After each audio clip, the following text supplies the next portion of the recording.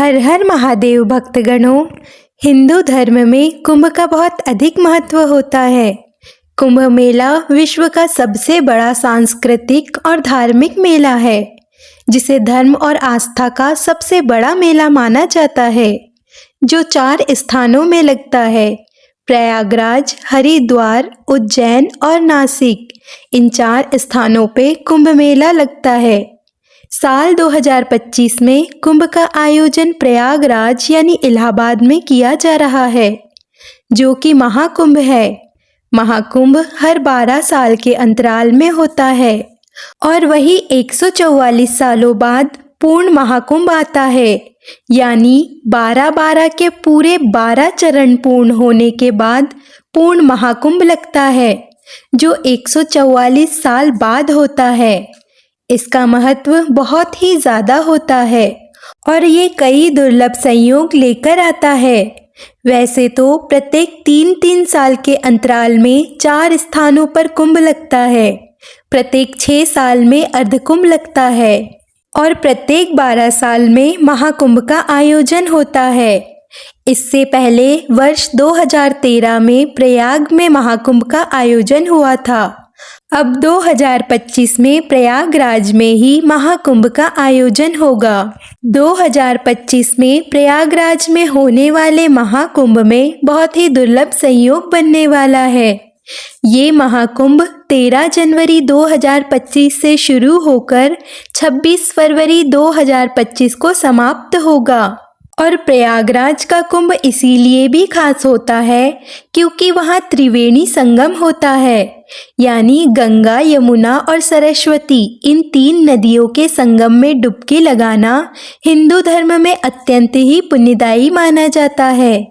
मान्यता है कि गंगा, यमुना और सरस्वती नदियाँ क्रमशः ब्रह्मा, विष्णु और महेश के प्रतीक है। इन 3 नदियों के संगम में स्नान करने से त्रिदेव का आशीर्वाद प्राप्त होता है। त्रिवेणी संगम में कुंभ के समय स्नान करने से श्रद्धालुओं को अक्षय पुण्य और मोक्ष की प्राप्ति हो जाती है। उत्तर प्रदेश के प्रयागराज को शास्त्रों में तीर्थराज यानी तीर्थ स्थानों का राजा कहा गया है। ऐसा भी माना जाता है कि ब्रह्मा जी ने पहला यज्ञ प्रयागराज में ही किया था। कुंभ मेले में स्नान करने से आत्मा शुद्ध हो जाती है। कुंभ एक मेला ही नहीं, महापर्व भी है। सभी पर्वों में कुंभ सर्वोपरि है। धार्मिक सम्मेलनों की यह परंपरा भारत में वैदिक युग से ही चली आ रही है, जब ऋषि और मुनि किसी नदी के किनारे जमा होकर धार्मिक, दार्शनिक और आध्यात्मिक रहस्यों पर विचार विमर्श किया करते थे। यह परंपरा आज भी कायम है। दरअसल कुंभ का संबंध समुद्र मंथन से है। कुंभ की पौराणिक कथा के अनुसार एक बार महर्षि दुर्वासा के श्राप के कारण स्वर्ग जो है वो ऐश्वर्य, धन और वैभव आदि से हीन हो गया था। तब समुद्र मंथन का उपाय निकाला गया। समुद्र मंथन से सबसे पहले हलाहल विष निकला, जिसे महादेव ने अपने कंठ में धारण किया, जिस कारण उनका एक नाम नीलकंठ में पड़ गया। मंथन के दौरान सबसे अंत में अमृत का एक कलश निकला। इस कलश को ही कुंभ कहा जाता है। उस अमृत को प्राप्त करने के लिए देवताओं और असुरों में छीना झपटी होने लगी। इस दौरान अमृत की कुछ बूंदें 4 स्थानों पर गिरी, यानी हरिद्वार, प्रयागराज, उज्जैन और नासिक में इन 4 स्थानों पर गिरी।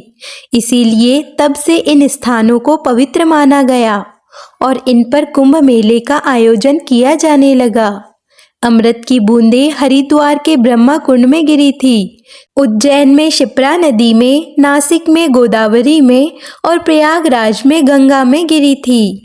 इसीलिए इन 4 स्थानों पर ही कुंभ का आयोजन होता है। कुंभ मेला की तिथियां खगोलीय घटनाओं के आधार पर तय होती है। बृहस्पति ग्रह और सूर्य की स्थिति का कुंभ मेले से गहरा संबंध है।